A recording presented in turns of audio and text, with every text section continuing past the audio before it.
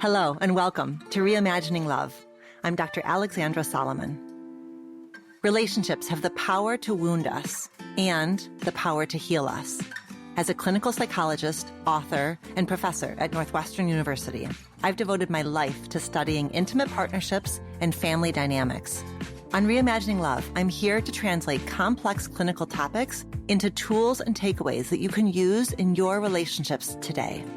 If you're ready to develop relational self-awareness and create vibrant and loving relationships with the people who matter most to you, you've come to the right place. I'm so glad that you're here.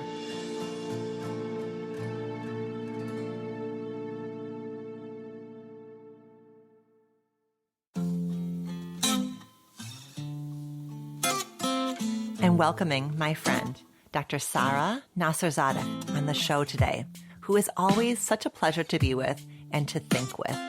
She and I met a few years ago when we were both on faculty at Esther Perel's annual Sessions Live conference, and we hit it off immediately. Dr. Sara has an extensive list of accomplishments and leadership positions, many of which have a global reach.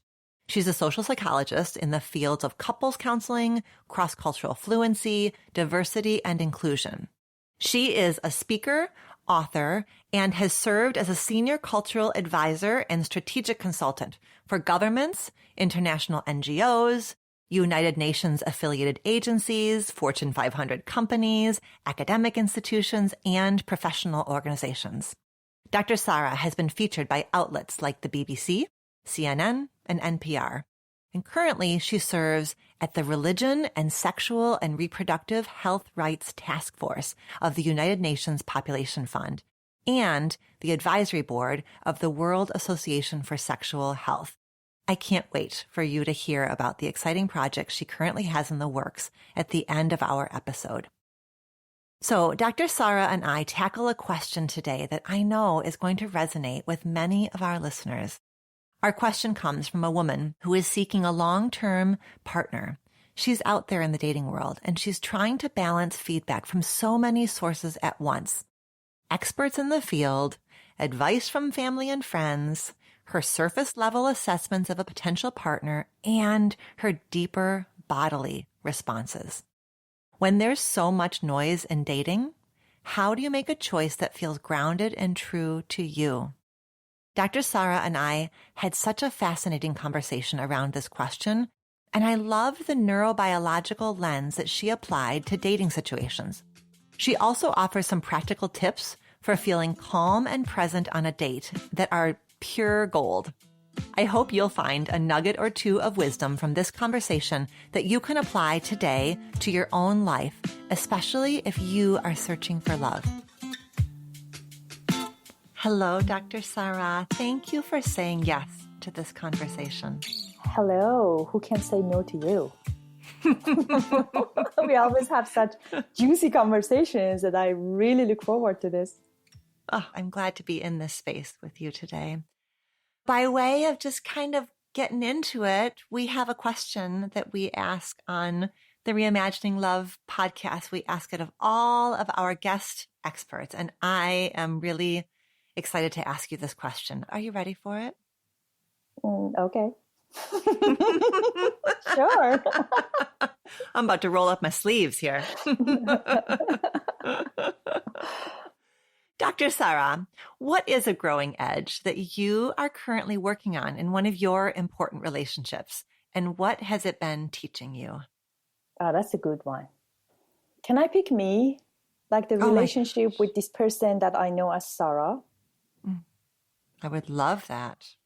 So I think the growing edge for me is every now and again, or actually every day, I have to look into myself and see who am I in this world and really act with congruency and see what is the essence. I call it essence because I feel like when you dust off all the noise and everything, what is left there that really makes this person me? So I would say that every day I need to really make sure to establish a relationship with this, mind and body and act with congruency with those moral values and essence that I know that make me me, or I would like them to make me me. Yeah. It's so beautiful how you're saying it, the essence of you. Do you know what's so wild? And you and I did not plan for this, but I had a thought about 2 hours ago. I thought, what if one of my podcast guests flips the script and asks me this question? I thought, how would I answer this question today? And do you know what I would have said? I would have said it's about my relationship with me. It's so wild.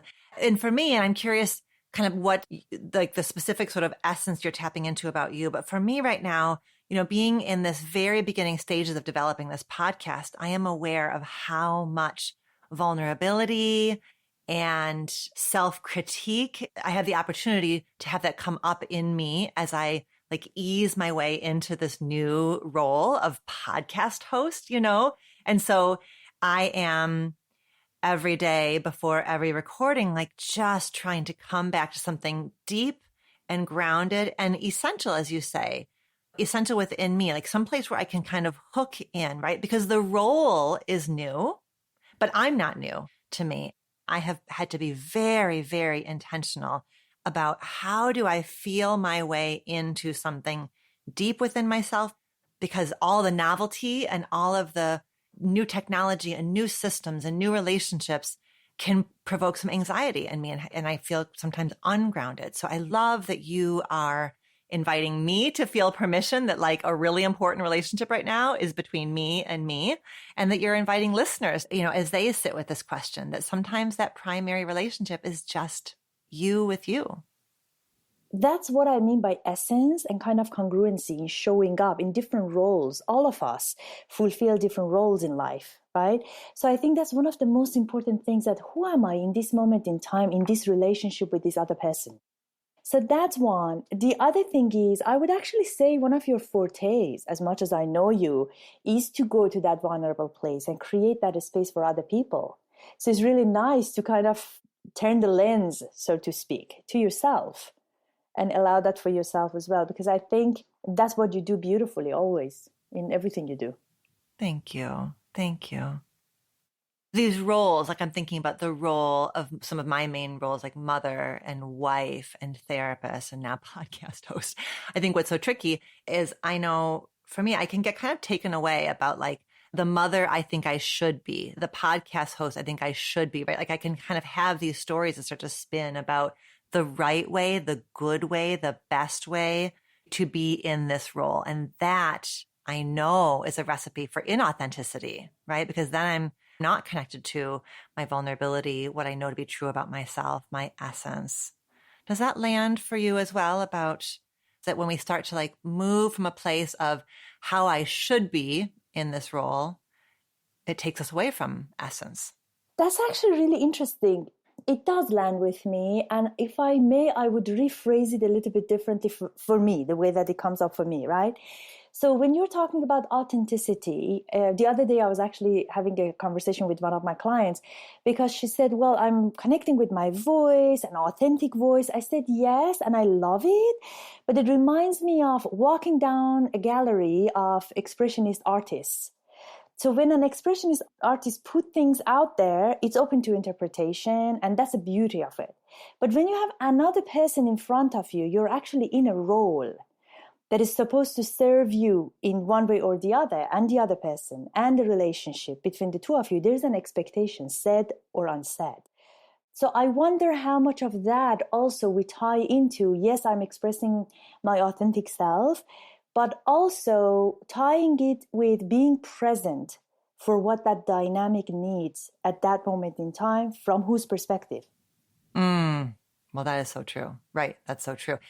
It's what, Dr. Dan Siegel would call the MWE, the MWE, right? Like, yes, I'm me. There is some essence it's me, but also the me that comes forward, like in this moment with you, Sara, it's not the me that will come forward when I'm having dinner with my husband tonight or sitting next to my daughter on the couch tonight, right? There is something essential that lives within me. And as you're saying, what comes forward, authentically forward, is shaped by the demands of the relationship, the demands of the context. Yeah, exactly.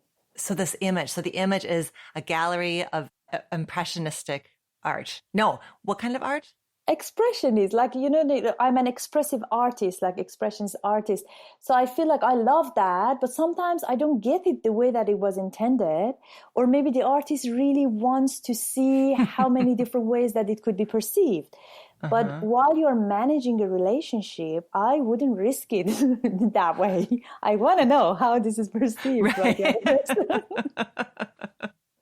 Right. Well, and of course, as is the case with art as well, right? The way we receive the art is shaped through the lens of our own cultural locations and experiences and mood on any given day. My husband could say the same darn thing to me today and next Tuesday, and it might land different. The same touch might feel different in one context and a different context.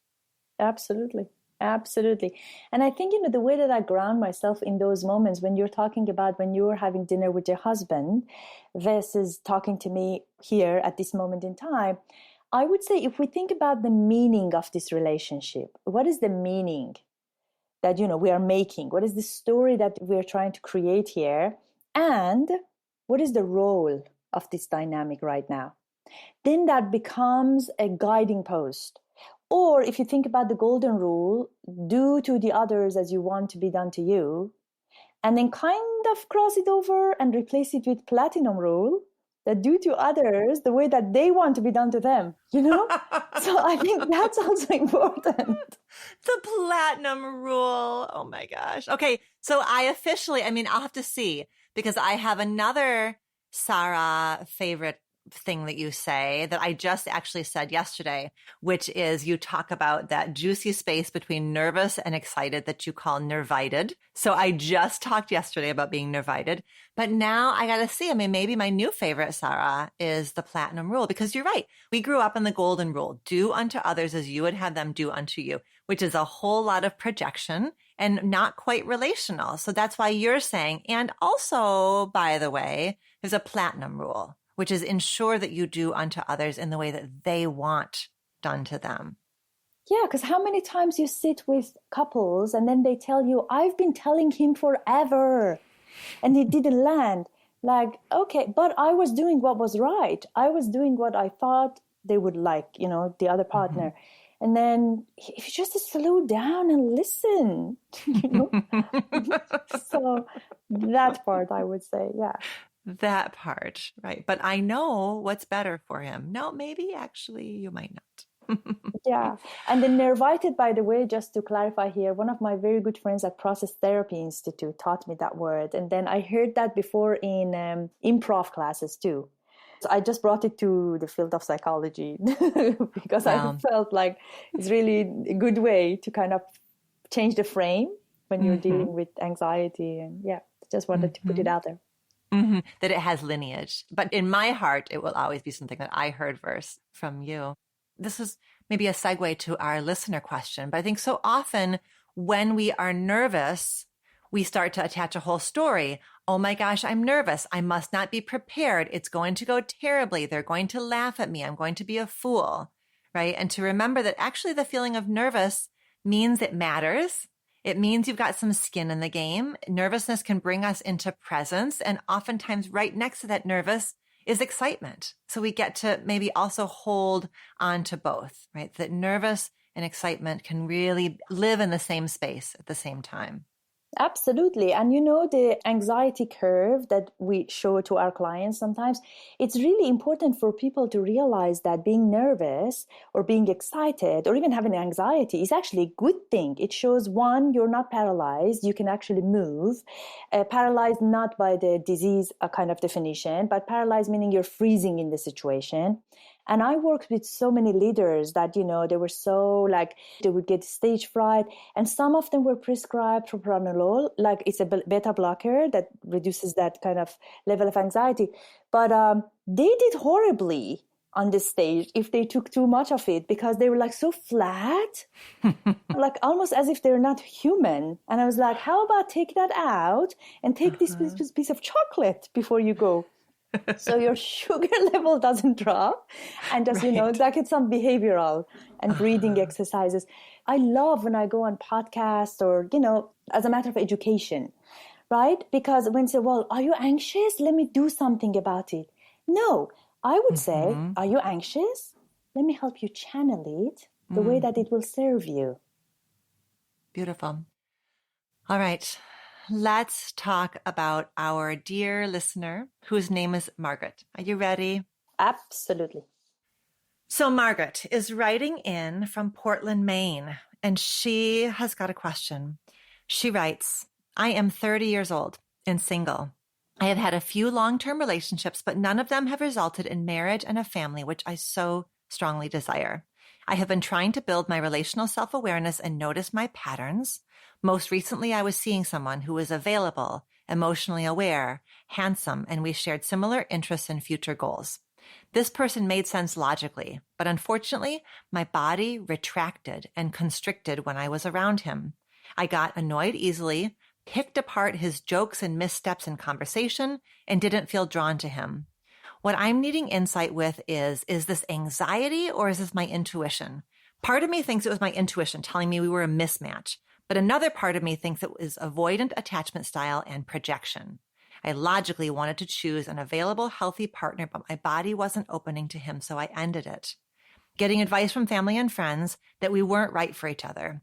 If we're supposed to be more in our bodies and less in our heads, I probably should have listened to that recoil, right? Similarly, there is this rhetorical question. Do you want to do what makes sense, or do you want to do what feels right? There is so much advice out there, and so much of it contradicts itself. I often feel overwhelmed and unsure how to proceed. Listen to my head or my body. Choose love or listen to my body retracting. Feeling discouraged. Thanks. So Sara, before I hand you the first take, I want to just make sure that we frame, I think that probably what you and I will do is talk about this feeling of recoil and constriction in her body. And in doing so, I want to just honor that, Margaret made the choice to end this relationship, right? And so in our conversation, we will be kind of looking a bit in the rearview mirror and talking about that feeling and how one might work with that feeling. And so I don't want Margaret or anybody who has ended a relationship to feel like we're saying something about having made the wrong choice or the right choice. I think we're going to really try to occupy a space that is far beyond right choice, wrong choice, and just really, really kind of tease apart some layers here. But I'm aware that we're talking about a relationship that Margaret has made the choice to end, and I want to honor her choice while saying there is so much juice in this question because, you and I were saying before we started to tape, this is a common question that you get, and it's certainly a question that I get. Where would you like to begin with Margaret? First of all, I love that framing. And that made it so inclusive and non-judgmental because we can, as the quote-unquote kind of expert, we can tell people what to look for, what to do, what not to do. And in doing that, there might be things that Margaret finds out or other people who've been in this situation. And then they say, oh, darn it, I shouldn't have done that. So I hear you and I really appreciate that framing. The first thing that I would say is in the field of decision science, there's a piece that talks about it doesn't matter really what decision you make as much as how you deal with it and how you live with it. That is the first thing, just to put the framing. Now let's talk about that recoiling feeling. In one of the lines here, Margaret writes, the person made sense logically, but unfortunately my body retracted. So we're talking about mind and body here, right? One of the things that I often tell people is your body is only to be trusted. Basically, your gut is to be trusted if it's polished. So if you feel like your gut is polished, go ahead, listen to your body. And that's really amazing if you're really in tune with that voice of your body. If not, yes, I agree with you. It might be, I don't know the whole, context, but based on what you're describing here, it could be avoidant attachment style, especially as you're talking about annoyed easily, pulling apart the jokes. These are the ones. But if you're really thinking about the mind, what makes sense is really case by case, really debatable. My sense might not be your sense, and sociocultural construction, political construction, all of that, age, life experiences go to that common sense that we're talking about, or a personal sense. The other one is being right. Is this the right person? Or being right, is this the right decision? Is also relative because we all evolve. You might marry the right person 5 years down the line, they're absolutely the wrong person because we evolve, right? So that would be that. But I wonder if we could offer something to actually ground people when we are talking about mind and body, what to listen for, how to listen for, and then hopefully they will get whatever that resonates with them and resonates with their sense, common sense, and they can take it away. What do you think? And what is your take on it, by the way? I think you're planting a number of places for us to explore. And so there's two things I want to bring us back to. One is the idea that the decision is less important than the process. I love that. And then this idea of, the body, what the heck we do with the wisdom and the data of the body. And, I'm thinking about the Bessel van der Kolk's best-selling book is called The Body Keeps the Score. So what we know for sure, what our decades of trauma science have taught us is that our bodies are communicating with us. I love what you are saying is that it communicates to us, and we then have to work with the whisperings or the shoutings of the body. Rather than taking it as some capital T truth, we take it as, what are you saying? And so I could imagine if we were sitting with Margaret, as you're kind of pointing us towards like sort of how to ground in the recoil, I would want us to really get to know the recoil. She uses that word, recoil, and she uses the word retract.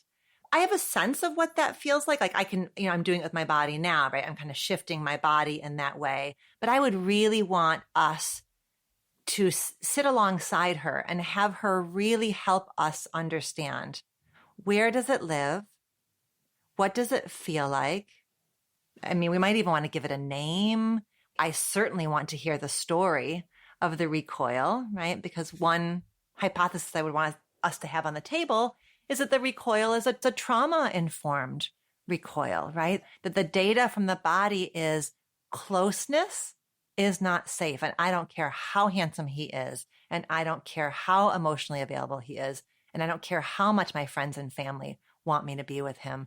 Closeness is unsafe. So this recoil, if it is pointing us towards an unhealed trauma, says so much more about Margaret and her story than this man per se.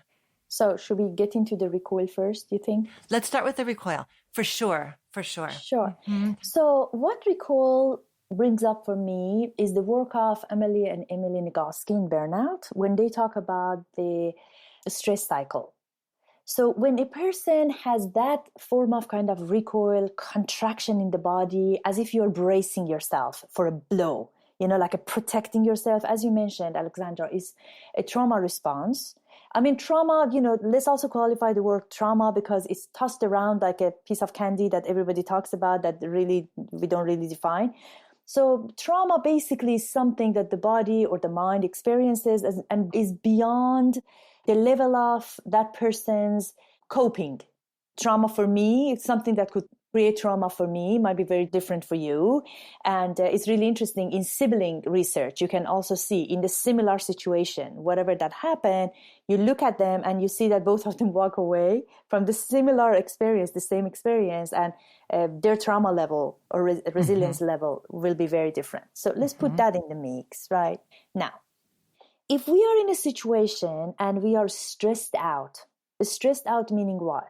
The way that the nervous system gives me an alarming sound that you are in danger or you're safe, to Dr. Porges' point, right? Neuroceptions.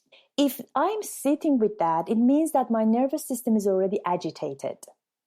It could be actually excitement. For some people, is that nervited feeling, they misinterpret it as danger. So that's another conversation to have, right? But if you're really sitting there, first of all, realizing that my body is agitated. As a response to that agitation, I'm recoiling. Some people don't recoil. Some people actually need to outwardly show their stress. They become louder. They become more animated. They become more aggressive, so to speak, right? Just to get the stress out. They talk too much. They talk too fast, right? Some people recoil. And as Margaret here mentions, and I don't know what the experiences was there, Did she become quiet? Did she feel like, she's just distancing herself gradually from this person that she was dating? So whatever that was happening, you called it recoil, right? Mm-hmm. In that moment, one of the basic things that you can do to differentiate between basic primal agitation of the body and the cognitive processing, which is more sophisticated level, is to create a flow for your body. If you're realizing that you are recoiling, look up and far. Create a flow, right? Grab your glass of water if you are at a dating scenario, having dinner or, whatever. Chew your food slowly and create a flow of swallowing it and feeding your body. Take a glass of water, count to 10, and just drink it. Excuse yourself. Go to the bathroom so that your body sees I'm not stuck, because recoil also on the other side of it is stuck. Mm-hmm. And then come back, do it a couple of times, see if the scenario goes away, if your body actually feels more at ease with this person. So these are the things that, practicality as well as kind of a little bit of a literacy around neurosciences that I wanted just to share. Oh, I think it's so, so valuable what you've offered, because what you've taken us from is recoil equals you aren't right for me. And what you've taken us to is recoil is really important data. And I will work with it. I will open up my circuit. I will work on flow. And then I don't know. I don't see the whole staircase. Maybe nothing changes. Maybe I still say to this person, love and light, I'm going my way, you go your way. But I at least open up a potential new pathway that I can't even get to if all I do is, recoil. That's not romantic love. I got to go. You are inviting the possibility of working with one's body. Dating is so anxiety provoking. Falling in love is anxiety provoking. Trying to figure out when and how and whether we commit to each other and how are you feeling and how am I feeling? It's so anxiety provoking. So it makes so much sense that our bodies can really shift into that alarm state. And being in an alarmed state shifts our decision making. It sort of limits our scope. And what you are offering us is really powerful neuroscience around working with the body, not to override it, not to gaslight it, not to manipulate it, but just to regulate it and then see what might happen from there. Absolutely great bringing it all together. It's so important for us not to misread those cues. One of the other things that stood out to me in this conversation, which ties back to, my own research on emergent love and stuff. So it's really interesting because many people, when I ask them, well, how was your date? They said, well, I didn't quite feel it. It feels like, if that butterfly sensation, if that I really want to jump on you right now, I really want to kiss you right now or touch you right now, if that eros kind of feeling is not there, then it's as if on the flip side, on the other side of it is you're not good for me. It's like, I think going into the dating scenario, the context matters a lot. I often tell people that, don't go out for meal because just pure bodily function. You're sitting there eating, all of the blood goes to your stomach. So what is left to your brain? So it's really important. And not to include the drinking thing around dating, right? Yeah. So just create shared experiences. And I think, it's really important. And also, I wonder, Margaret, if you ever felt this recoiled feeling before. How did you feel it? What was going on around you? Check in to see if there are any resemblances of any cues from your environment that was replicated in this scenario. Yes, that's what I want to ask you about next, or invite us to look at next, because that question, my part of the training world, we call that question the remote block operation. Like, when have you felt this before? What is similar about this? And one thing that I was really sitting with in this question is that I feel like she has this chorus of family and friends who are saying, well, Margaret, maybe this, and how about this, and how about this? And the voices are so loud around her that I don't know how, is she able to tap into herself? And if, he's ticking all the boxes and people are saying like, you should like him, then what I imagine at risk of coming up in Margaret is pushback. If everyone's saying you should, for some of us, the mode we go into is hell freaking no. You're saying I should? Well, guess what? Now I'm not going to. You were speaking to that feeling of like that stuckness. I wonder if part of Margaret's stuckness was that the world was saying you're X number of years old and he's a good man and he's so handsome and your parents like him. If all of that was subtly feeling to her like a trap. And in that space of feeling trapped, her only power became the power of no. And I don't know if any of that was what was going on for her, but there's another kind of like subtle mapping that I wonder if it was happening is like at that kind of bigger system level. If the system is saying, Margaret, you should go this way, and she's got all of this advice and it's clear she's done her reading. She's naming relational self-awareness. She's naming attachment styles. She is like clearly like doing her work. And I wonder if the louder those voices are getting around her, the more she wants to push back as a sense of sovereignty, for a sense of sovereignty. But tell me, where do you go with that? Oh, well said. The voices in the head. Also, another thing that came up for me is, Margaret, just that you know, if you really self-diagnose yourself as a person with avoidant attachment style, my friend, you are the person who has a tendency to be annoyed by other people. So that's really good to know about yourself. And I can actually give you an example of how you can kind of deal with that. If you think of it this way, usually we talk about recoiling, right? We talk about contraction, recoiling, bracing yourself, right? So that's a sensation. Yeah. After that whispers becomes a shout, it becomes an emotion in you. So the emotions that I would love for people to track in themselves, because there are zillion emotions and there's so much material, great material out there that might be actually overwhelming for people. Mm-hmm. So I just want you to track 5 emotional states in yourself. One is if you're annoyed. The other one is if you feel offended. The other one is if you feel hurt.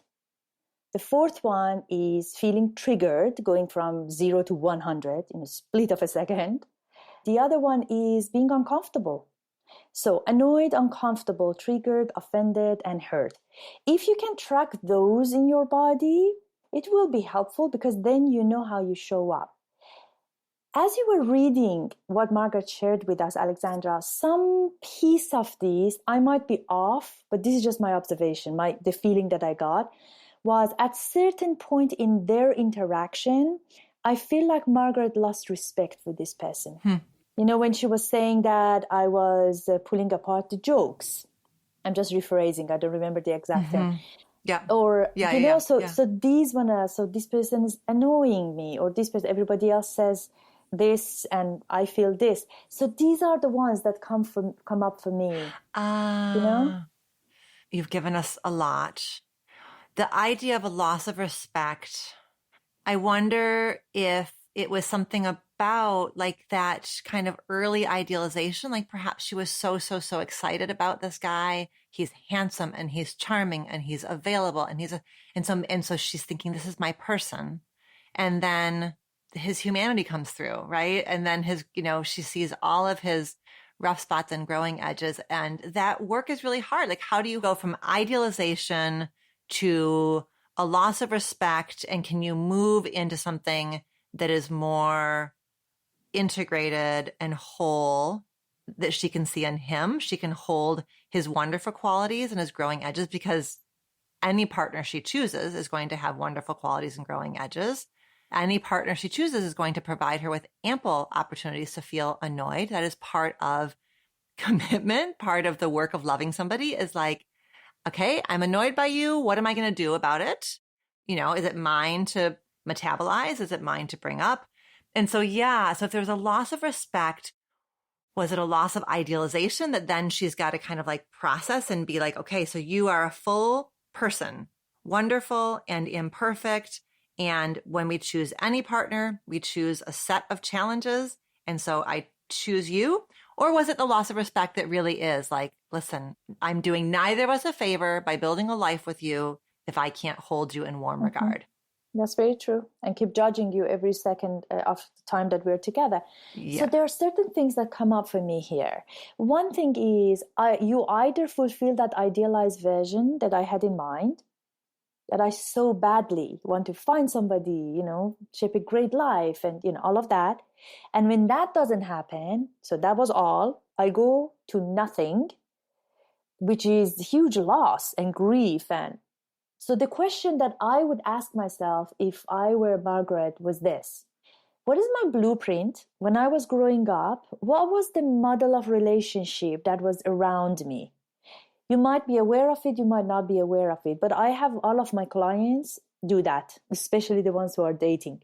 So what was the blueprint? Was that the neighbor? Was that my aunt and uncle? Was that, who was that? My parents? So that was the blueprint, that you look for. How was this?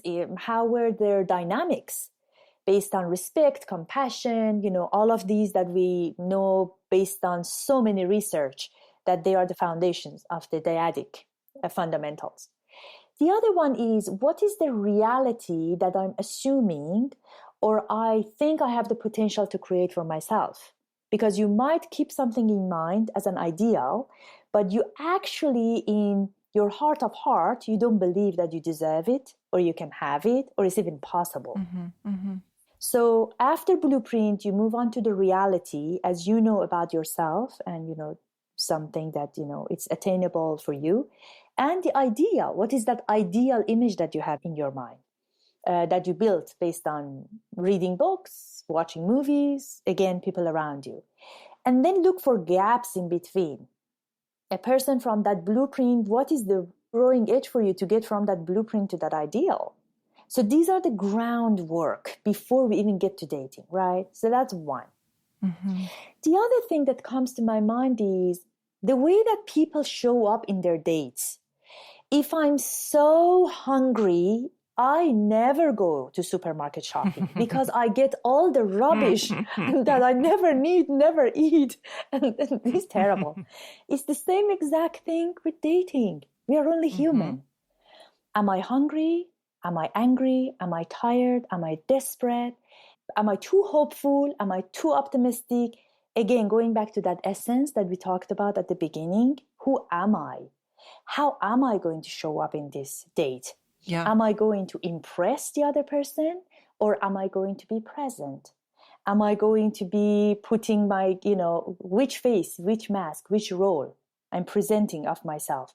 So these are the ones that I think, if we really have a check-in beforehand, it's like stretching before you hit the dance floor. Mm-hmm. I think that has a lot to do with that, to be honest, that in the way that people show up in a dating scenario. If you're tired, just apologize in a polite way and postpone. Right. Or tell the person, I really don't like this word, but.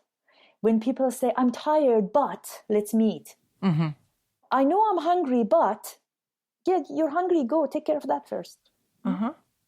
It's interesting that you're picking up on some indicators here that, Margaret has sort of self-diagnosed or wondered if she has an avoidant attachment. It's one of the things about being in this field for over 2 decades now is that I have watched attachment style research be something that's only, within the ivory tower, only in the research lab, to something that has become so much a part of our cultural conversation. And there's something very beautiful and encouraging about all of the relationship tools that people have at their disposal now in a way that 20 years ago we didn't, and certainly longer ago than that we didn't.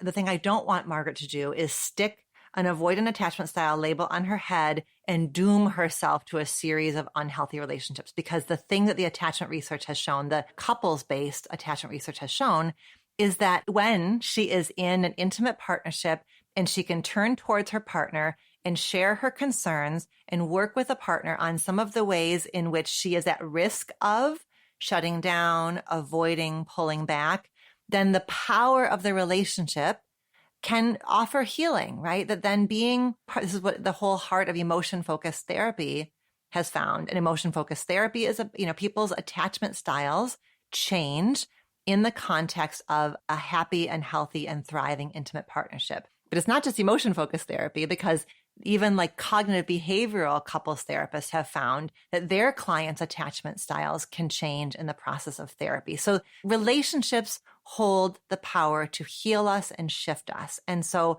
I want Margaret to take into her next relationship that if and when some of these triggers for lack of a better word, happen again. She's getting irritable. She's getting critiquey. She's pulling back. That might she imagine a world where she invites her partner in and they can address some of this together. She doesn't have to, and she in fact can't figure this out on her own because Margaret brings her own stuff in and whoever Margaret partners with brings their stuff in. I will want Margaret to be with somebody where she doesn't feel like she has to figure this out all on her own. And she might have been afraid to say to her partner, like, I'm tensing up, I'm feeling critical. She might have been afraid of hurting him. She might have had the experience in her family of origin that nobody's there to help her with her pain anyways. So what's the point of bringing it up? But what I really want to invite Margaret into is that there's a different way for her to be relationally, that she can start to share. This data lives inside of her, but the relationship holds the power to be with it and holds the potential then to shift it and change it so that she gets to have a different experience. Yeah, that's very true. And it's very interesting. You're talking about, Margaret, you're talking about, I was looking for a safe and available partner, and I found one. So it's really interesting. You think that that other person was securely attached, I'm assuming.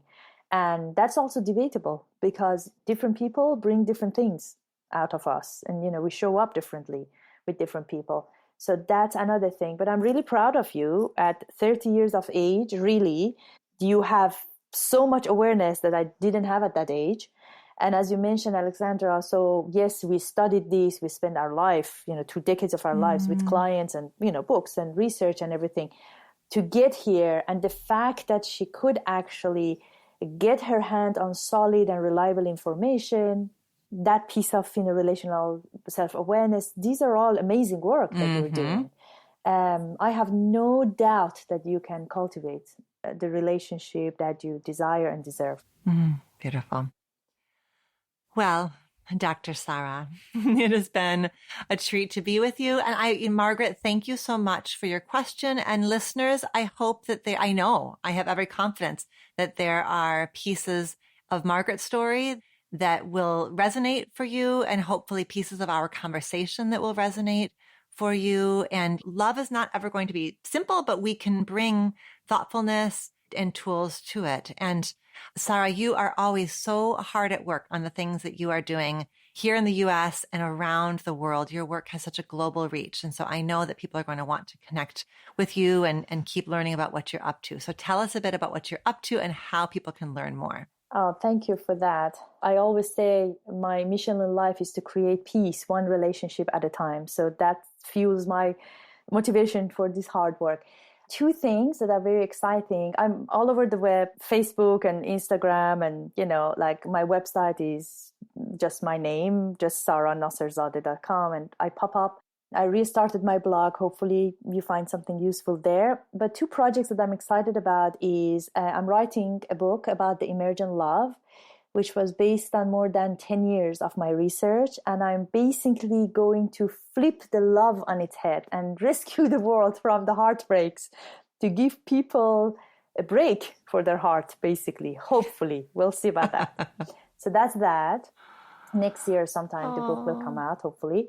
And then the other one is the Relationship Panoramic Inventory, which is a 360-degree review of a coupledom. It has more than 12 validated scales. We assess for thinking style compatibility, compassion, respect, shared vision, physical attraction, all that when Margaret is talking about senses, hopefully people actually rely on solid research so that they can really assess whether their coupledom is working or not, and if there are any cracks that they have to attend to before they become chasms. Beautiful. Beautiful. What a valuable offering that is. And I'm so excited about your book. That's wonderful. Well, thank you so much for being with me today. Thank you so much. It went like a minute. It was fantastic. It's always great to be with you. Oh, likewise. Likewise. Thank you so much.